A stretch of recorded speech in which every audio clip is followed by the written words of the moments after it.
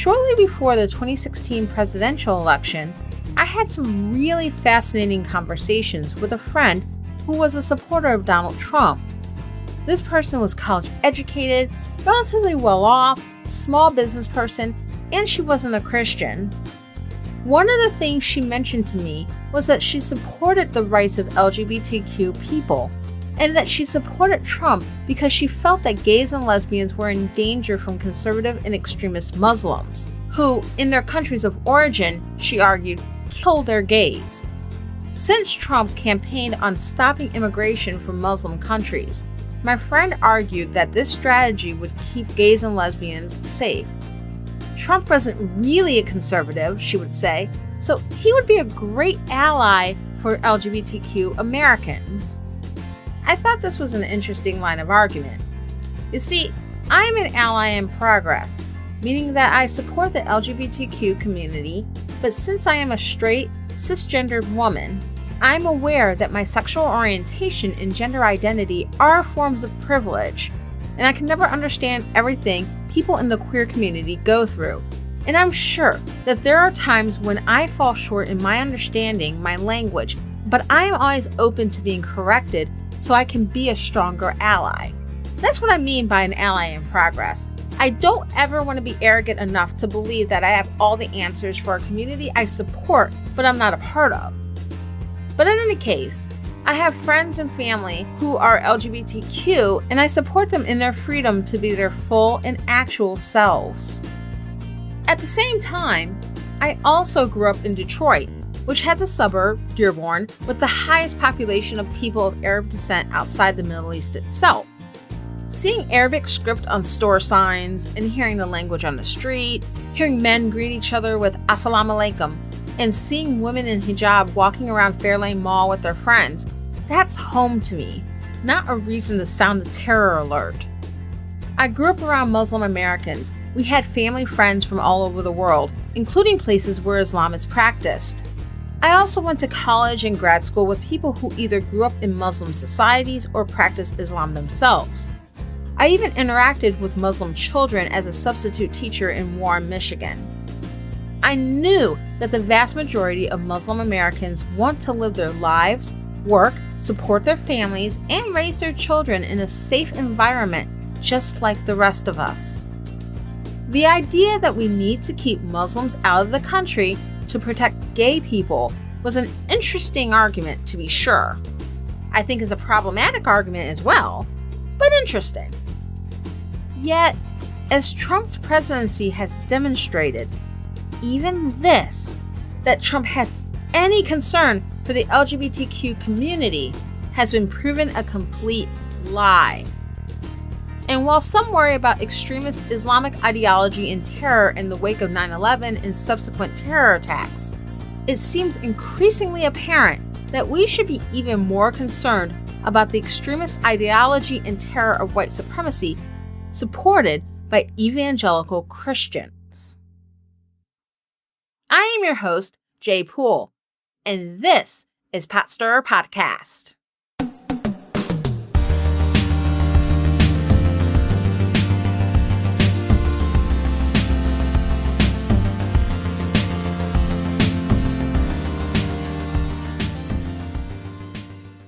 Ever since the 2016 presidential election, a lot has been made of Donald Trump's base, and a lot of what is thrown around by political pundits on both sides of the aisle is that the reason they voted for Donald Trump is economic anxiety, and that pointing out any racial component to support for Trump is divisive or pushing away people who would otherwise vote Democrat.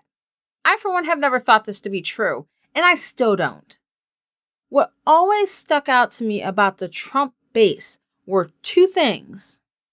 First, Trump was vocal about his negative attitude towards immigrants, especially Latino immigrants, and immigrants from majority Muslim countries. He also has had a decades-long history of racist attitudes and discrimination against Black Americans, stemming back to the trouble he got into for housing discrimination in the 1970s, as well as his continued demonization of the Central Park Five, who had been wrongfully convicted of murdering a jogger in Central Park, Even after the exoneration of these men through DNA evidence, Trump never hid who he really was, yet for Trump supporters, this was not a deal breaker. Second, and I think this probably goes with the first, white evangelical Christians have been Trump's most loyal constituency.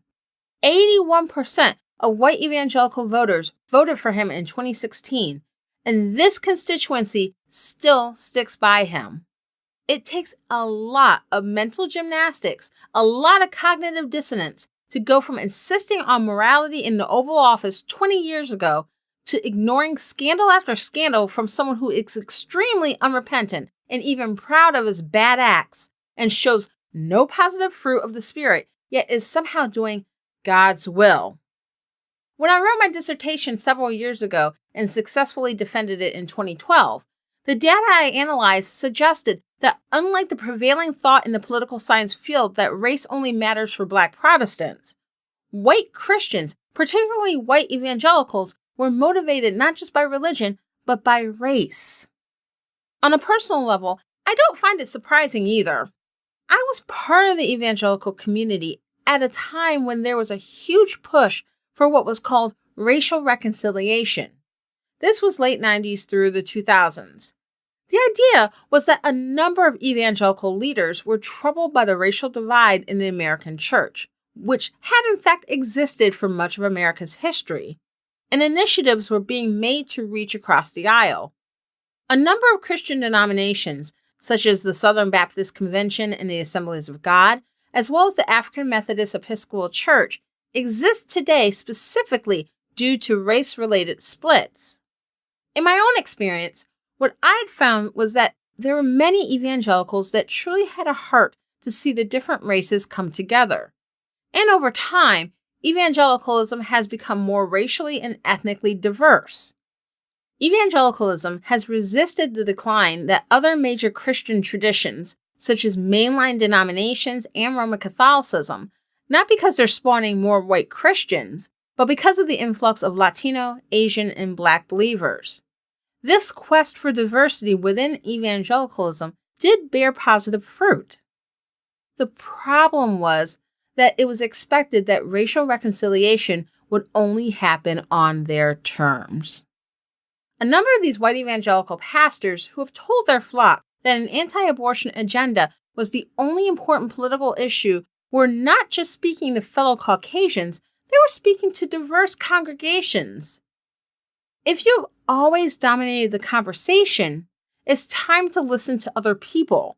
But it's hard to listen to why different people, including diverse groups of Christians, have different political priorities and how these are no less supported in the Bible than a pro-life stance on abortion, sometimes even more so.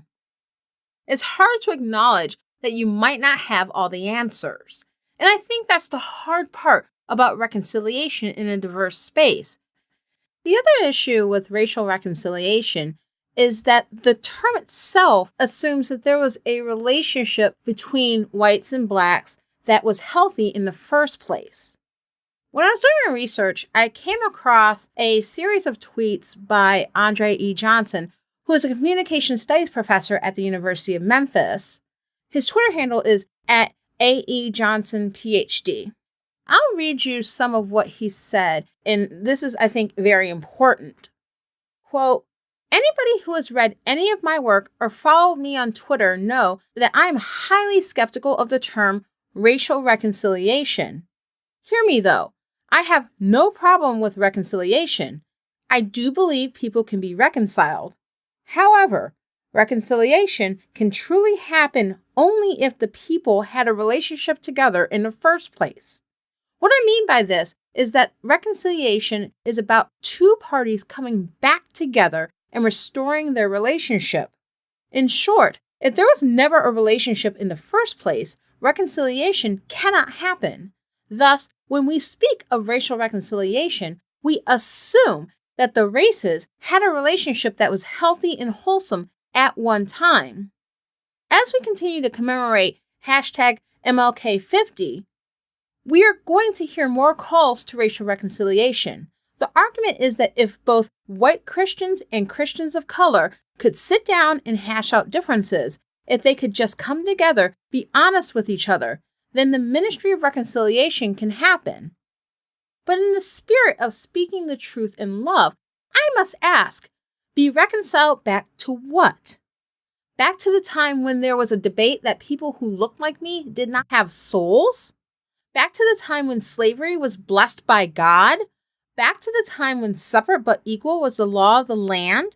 Back to the time when Jim and Jane Crow ruled not only the law but the hearts of white people? And besides, how can we be reconciled when 70% of my Christian white sisters and brothers do not believe there is a problem with policing in communities of color?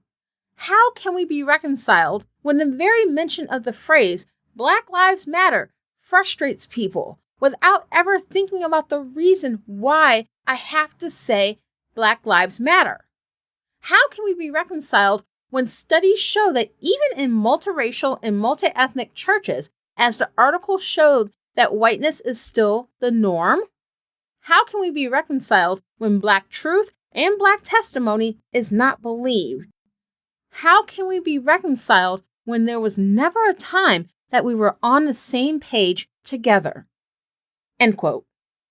And so by the time of the most recent presidential election, this diversity within evangelicalism was falling apart. The embrace of authoritarianism is about fear. Fear of diversity, fear of change, fear of being challenged. Much of evangelicalism is built on the darker parts of America's racist past. And as evangelicalism itself is diversifying, there's a reckoning on the horizon. And it's easier for white evangelicals, those who have been the primary voices in the tradition, to force others out than take new perspectives in. Back in 1963, while visiting Western Michigan University, Reverend Dr. Martin Luther King Jr. said, "We must face the fact that in America, the church is still the most segregated major institution in America. At 11 o'clock on Sunday morning, when we stand and sing Christ has no east or west, we stand at the most segregated hour in this nation. This is tragic." And it's still that way. Most churches are still segregated by race. More than 8 in 10 congregations are made up of predominantly one race. Now, this isn't unique to evangelicals. This is the case regardless of Christian tradition or denomination. But evangelicals in particular are more politically conservative than other Americans, not just religiously conservative, but socially conservative, in terms of race, ethnicity, and gender.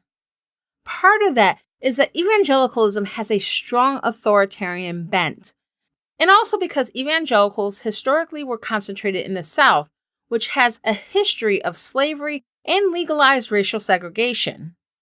As I've mentioned in earlier episodes, the modern pro-life movement has its roots in support for Southern segregation academies run by people such as the late Jerry Falwell of Moral Majority fame. As much as evangelicals have tried to run away from a racist past, it's always under the surface. So the Evangelical Alliance with white supremacy is nothing new to me. It seems that much of the support for Donald Trump and the current Republican agenda is fueled by fear of diversity. According to U.S. Census projections, by 2045, which is in less than 30 years, whites are expected to be the minority in the United States. This is due to lower birth rates among white Americans, higher birth rates among people of color, and immigration from non-European countries. White evangelicals support Donald Trump because they feel like they're winning. Splitting refugee families, caging children, leaving them vulnerable to assault and sickness, deporting families to be killed in their countries of origin, and adopting out refugee children who are still here to white families here in the States, taking away the voting rights of Black Americans and Native Americans in the name of voter integrity, protecting the police state from any responsibility for killing unarmed and legally armed civilians without due process, shaming women and men who are sexually assaulted, rolling back reproductive rights for women, forcing everyone to abide by the religious objections of a few. This is what they wanted, every piece of it. This was their idea of religious freedom and saving America. Church and state go hand in hand. The most conservative of white evangelicals wanted a theocratic state that would insulate them from the inevitability of diversity and societal change, and the discomfort and hard work change would bring. It's the comfort of authoritarianism and pushback on the rights of those who don't look like them, believe like them, or live like them. And they blamed it on outside forces, civil rights and racial integration, women's rights and feminism, LGBT rights and the gay agenda, religious pluralism, new waves of non-white immigrants coming in with ideas and beliefs they tagged anti-American. What I find striking is that the drivers of white evangelical support for an authoritarian, theocratic state with an undercurrent of white supremacist terror are similar to why some of the most conservative Muslims are drawn to the Wahhabis, an ultra-conservative Muslim sect that runs Saudi Arabia, and other strains of ultra-conservative Islam that have given rise to groups like the Taliban. Except this time, the religious extremism they warned us about is coming from inside the house. Election day is around the corner. In some states, you can still get registered to vote if you haven't already, and a few states have same-day registration, so go to vote.org or your state's Board of Elections website for details. Also, some states have early voting, so take advantage of that if it's available to you, and look into absentee ballots if you aren't going to be available on Election Day. If you're registered to vote, but you're not showing up on the voter rolls, still go to the polls. Request a provisional ballot, as you are entitled to by law. This is a public service announcement from Pot Stirrer Podcast. Democracy is under attack, but remember, if voting didn't matter, there wouldn't be people working hard to take it away from us. So don't just get mad, vote. Since taking office, here are some of the deplorable things the Trump administration has done. In 2017, the U.S., along with several countries including Iraq and Saudi Arabia, went on record against the UN resolution condemning the death penalty for homosexual acts. Trump has supported authoritarian leaders such as Erdogan and Duterte, and dictators like Kim Jong-un, whose regimes have needlessly oppressed and killed their own people, as well as foreigners in some cases. North Korea was responsible for the death of a U.S. national and Cincinnati native, Otto Warmbier, as well as countless other people, and they routinely starve their own people while their leadership remains well-fed. Yet Trump wants to claim a Nobel Prize for his friendship with a murderous tyrant. Here at home, one of the first things Trump did once he took office was cut off immigration from several majority Muslim countries, including refugees from war-torn Syria. Trump's administration aimed to push transgender members of the military out of the service, and wrote an amicus brief supporting the cake baker in Colorado who refused to bake a wedding cake for a same-sex couple. Trump and his Secretary of State, Jeff Sessions, are punishing refugees from Central and South America for doing something that is perfectly legal: ripping apart families, placing children in detention centers, and coercing refugee families to give up their claims for asylum without any hearing in order to be reunited with their children. But that often means they are being deported to die. And meanwhile, the children still left here in the States are being adopted out to American families where their family ties, culture, and past are simply erased. Trump also has made it clear that he supports a police state that lacks accountability. He has spoken out at rallies, including ones of police officers, condemning Colin Kaepernick and the NFL kneeling protests that have been aimed at highlighting the disproportionate number of murders of unarmed and legally armed Black people by police. Trump, whose father was arrested as a young man as part of the Ku Klux Klan, has tacitly supported Nazis. After Charlottesville last year, where Nazis beat up counter-protesters and murdered Heather Heyer, he claimed that both sides were at fault and equated Nazis with those who oppose Nazis. He has stated the only regret he has had was when he was pressured into giving a speech condemning Nazis and the KKK.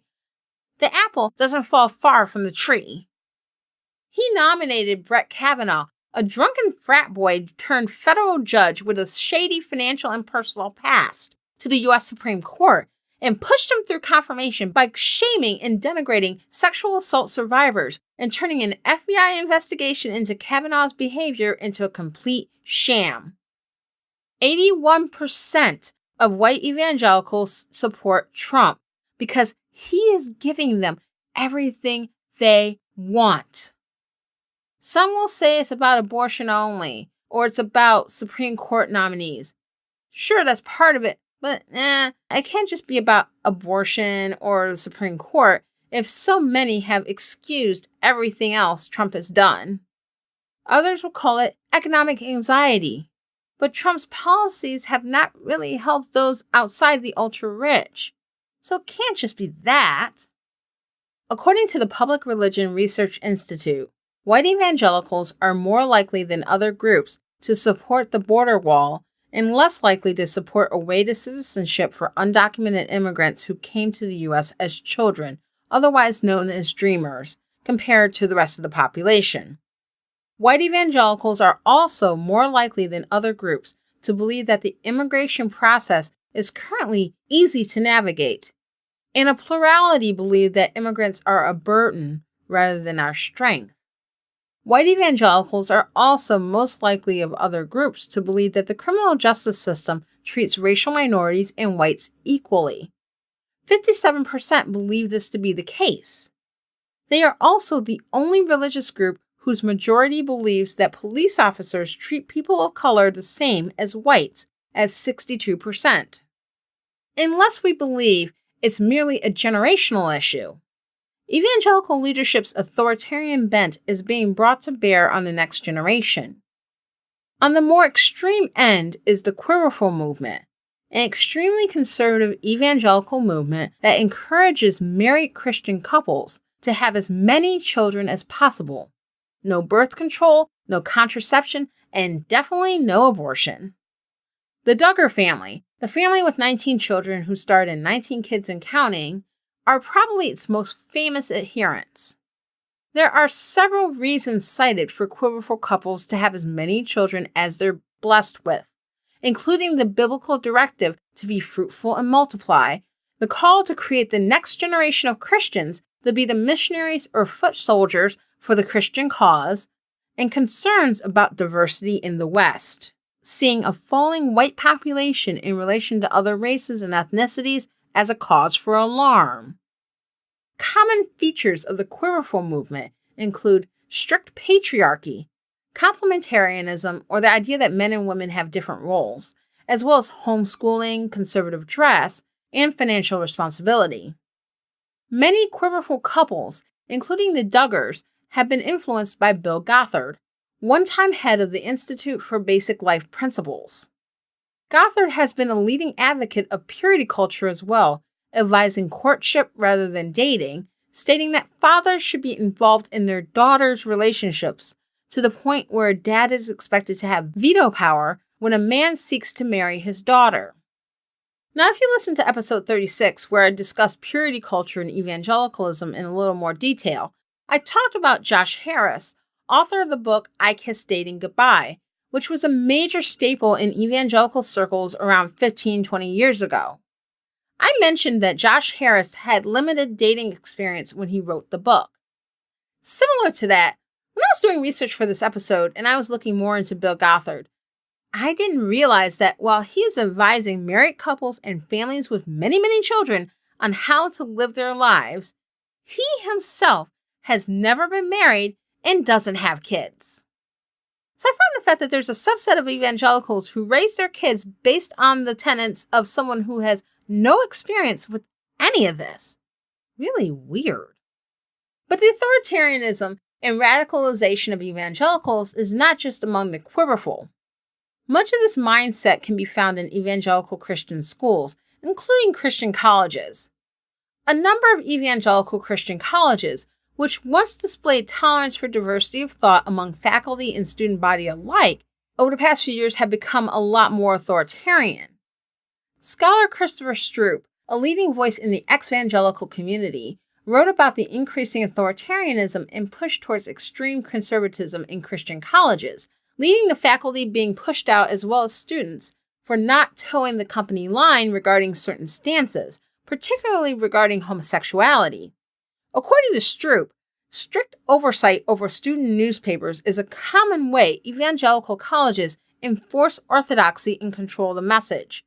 And often, students and faculty alike are stifled in their desire to be vocal regarding support of LGBTQ students. Much of this has to do with funding, particularly funding from right-wing benefactors, as well as a desire to be an option for socially conservative students. But in any case, these schools are becoming places to indoctrinate young minds into their own version of Christian faith without any freedom to think or live for themselves. And here's something else Stroop says that I think makes a lot of sense. He makes this distinction between positive liberty and negative liberty. Positive liberty, the freedom to do X, and negative liberty, the freedom from X. Negative liberty is associated with democracy, while positive liberty is associated with authoritarianism. In the evangelical context, religious freedom means that you are able to be free to follow what they believe to be God's will, and essentially force others to be free. However, negative liberty, being free from, say, religion, or being forced to follow what they think is God's will, leads to chaos and slavery, as there is no basis in their view for law or moral values. So essentially, even the idea of freedom itself for evangelicals is very authoritarian and not actually freeing. And it's the kind of mentality, the kind of underlying view of what it means to be free that leads to not only authoritarianism, but dominionism. The best way I can describe dominionism is that it's essentially an evangelical word for Christian theocracy. Dominionism refers to a set of ideologies that seek to institute a nation governed by Christians based on their own personal understanding of biblical law. It does exist on a spectrum, from those who simply believe America is a Christian nation to those who explicitly want the U.S. government run based on biblical principles, at least how they interpret those to be. This is a common ideology among evangelicals, particularly white evangelicals. Theocracy is on the menu. When we look at Islamic radicalization, extremist Muslims weren't responding to some nebulous call within the Quran for an external jihad against infidels. They were responding to the fear of what societal modernization and liberalization would bring. For example, prior to the rise of the Taliban in 1996, in Afghanistan, women in that society had more rights. They could be educated, they could delay having children, etc. The same with Iran. I'll post a few pictures, I think, on Instagram. But prior to the 1979 revolution, leading to the fall of the Shah and the rise of the Ayatollahs, Iranian society was more liberal. There was more equality between women and men. Women didn't have the same dress restrictions. They had access to education. The Iranian people had more access to media that encouraged different streams of thought and religious liberalism. But that changed. In these cases, a lot of it goes back to the Cold War and interference by the US and/or the Soviet Union. These events led to societal destabilization, creating an opening for extreme religious conservative elements to take over these countries. What often happens to countries is that societal destabilization can leave a population vulnerable to its base instincts. People want to be more comfortable, especially if they're already used to having a degree of privilege in society. And if they feel like they're suffering, they're going to look for someone to blame. And they'll seek a way to achieve the feeling that all is right in the world once again. This gives rise to authoritarian elements with radical ideologies achieving power. In the US, the 2008 housing crisis, mass layoffs, and the slow recovery under America's first president of African descent had frustrated many Americans. And there were people to blame. Feminists, people of color, queer Americans, immigrants from non-European countries. These people were taking the jobs, taking the space, taking away the freedom of white evangelicals to not be PC anymore, meaning sharing bigoted thoughts publicly without negative feedback or backlash. Some of these people, some of these outsiders, were even showing up in their neighborhoods and their churches. An extremely socially conservative element has been here as an undercurrent for decades, even centuries. But in 2016, this was their opening to seize power. So like at other points in history in various places, authoritarian leadership rises to the top. In these authoritarian societies, demagoguery rises, women are oppressed and steered towards making more babies for the empire, the rights of ethnic and religious minorities and LGBTQ people are suppressed and under increasing attack, and there is an undercurrent of violence. The majority of terror attacks and resulting deaths in the U.S. are committed by right-wing, alt-right terrorists, more so than Islamic terror and much more so than left-wing terror. But for many Trump supporters, it's easier to focus on ISIS and Antifa than the Proud Boys and the other Nazi-sympathizing groups that are attacking and killing people here in the U.S. in much higher numbers. Of course, the vast majority of white evangelicals are not on board with terrorism. But when it's insanely difficult for the largest evangelical denomination in the U.S. to denounce the alt-right and white supremacist terror, that should get your attention. The thing to remember is that any belief system, any religion, any philosophy can be used for harm. Because when we're talking about worldview, when we're talking about something that people deeply believe in and people are willing to die for, it's easy to manipulate for the sake of power. We need to be mindful of our own blind spots and be willing to call things what they are. Religious and nationalist extremism.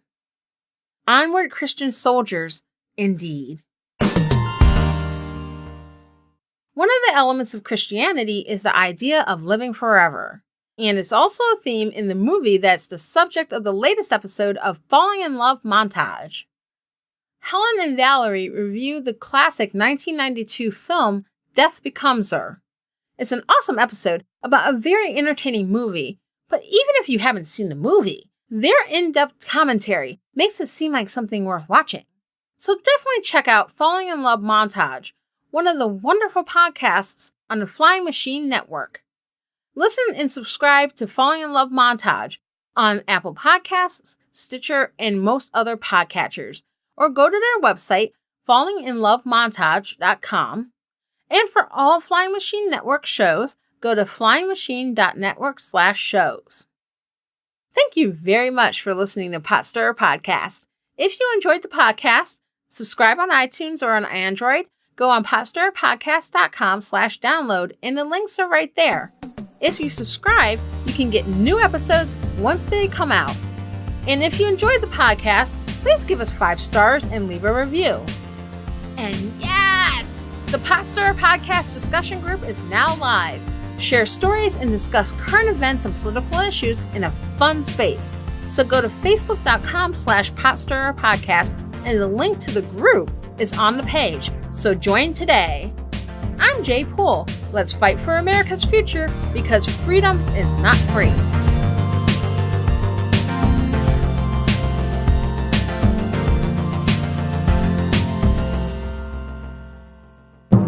I give you the incredible flying machine.